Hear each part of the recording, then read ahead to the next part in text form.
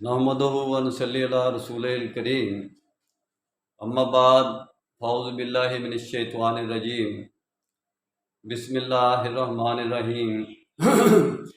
आजकल communication media पर बहुत ज़्यादा इमाम महदी के बारे में और ईसा अलैहिस्सलाम के ज़हूर के बारे में बातें हो रही हैं, जिनका हमारे प्रैक्टिकल से कोई तल्लुक़ नहीं है।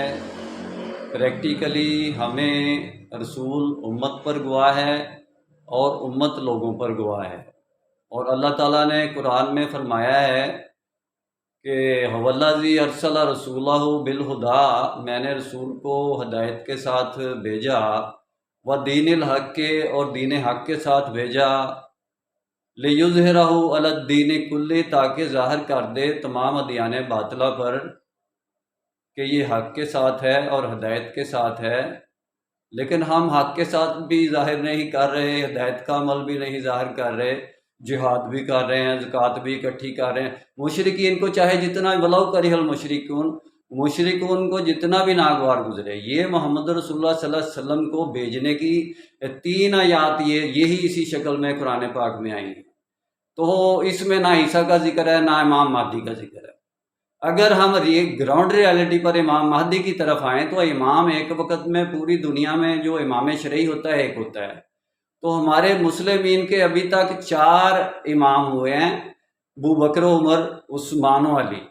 ये 4 इमाम हमारे इमाम शरई थे। इनके दौर में किसी ने एक दूसरे की, चारों ने मुखालफत नहीं की और चारों की स्टेट्स को पूरी दुनिया ने तस्लीम किया। और ये एक वक्त में जो भी इमाम था पूरी दुनिया ने तस्लीम किया कि ये इमाम मुस्लिमीन का इमाम है।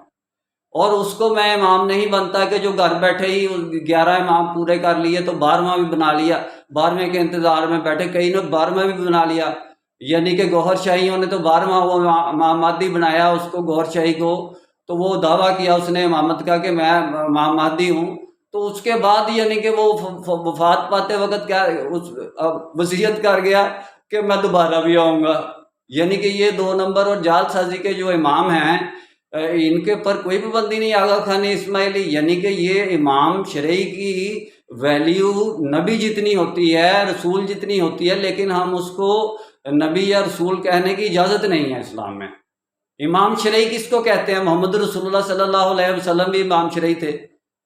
इमाम शरई उसको कहते हैं कि जो शरीयत इमाम यानी का सिलेक्शन करती है, इंतखाब करती है, क्योंकि ला नबी बाद आप सल्लल्लाहु अलैहि वसल्लम के बाद नबूवत का सिलसिला तो ख़त्म हो गया, इमामत का सिलसिला तो जारी रहना है। और इमामत के सिलसिले को अगर आप चीटिंग करेंगे, धोखा करेंगे, 4 इमामों के अलावा आप 7 अपने घर में बैठकर पूरे कर लेंगे शिया लोग, तो बाद में यानी कि आप 12वें का इंतज़ार पे लगा देंगे, तो फिर इमाम महदी का इंतज़ार करोगे आप लोग। इमाम महदी के लिए 5वां तो बना लो, 5वें के बाद हो सकता है लगातार 7 इमाम इकट्ठे हों तो 7, उसके बाद 12वां इमाम महदी अलैहिस्सलाम भी आ जाएं। ईसा अलैहिस्सलाम तो अल्लाह ताला ने अपना आखिरी मोहरा रखा हुआ है कि अगर आप लोग दीन को गालिब करने में नाकाम हो गए पूरी दुनिया पे, मोहम्मद रसूलुल्लाह और उनके मानने वाले जिसके लिए रसूल सल्लल्लाहु अलैहि वसल्लम को भेजा, तो फिर ईसा अलैहिस्सलाम को भेजना आप। और ईसा अलैहिस्सलाम के बारे में कुरान में सिर्फ ये जिक्र है कि इल्मुस्सा है। ईसा अलैहिस्सलाम क़यामत के इल्मों से एक इल्म है। क्या आप लोग चाहते हैं कि क़यामत आए और ईसा आए तो फिर इस्लाम गालिब हो? कि आप लोग ये नहीं चाहते कि इस्लाम पहले पूरी दुनिया पर मोहम्मद रसूलुल्लाह सल्लल्लाहु अलैहि वसल्लम की 3 आयत, ये क्या झूठी आयत हैं? ये अल्लाह ताला ने रसूल को भेजा, किस लिए भेजा? पूरी दुनिया पर यानी कि गालिब करने के लिए, दीन इस्लाम को गलबे के लिए भेजा। तो ये गलबा कैसे हो सकता है जब तक उम्मत शरई निस्बत की बुनियाद, जिसको हम तकसीम करके खा गए मुस्लिमीन के मेटावर्स को, अपने अपनी फ़िकी तरीक़ती लिसानी जुग्राफियाई निस्बतों पर तकसीम हो गए हैं, जब तक मेरा मकसद ये है कि इसी शरई निस्बत की बुनियाद पर मुस्लिमीन की मदद, मुस्लिमीन के निज़ाम के ज़रिए उम्मत की वहदत, खिदमत और खैर का काम, यही मेरे फार्म पर लिखा है। और ये है यानी कि मलूकियत से खिलाफत का रास्ता। खिलाफत से मलूकियत किताबें लिख लिख के बड़े बड़े आलम दीन बने हुए हैं, किताबों की मंडी लगी हुई है, पूरी दुनिया में कारोबार कर रहे हैं किताबों के नाम पर। इस्लाम का अल्फ़ाबेट भी नहीं उन लोगों को पता।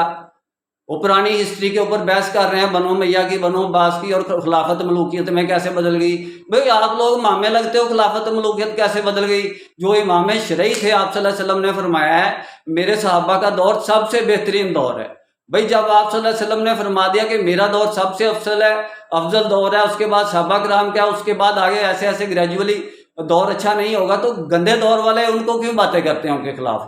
وہ تو ایک فتنہ پیدا ہوا، انہوں نے یہودیوں نے پیدا کیا، تو وہ خلافت ہماری تقسیم ہو گئی۔ انشاءاللہ ڈیٹیل میں بات پھر ہوگی۔ نسبت، وحدت، خدمت، خیر کے ساتھ۔ اللہ حافظ۔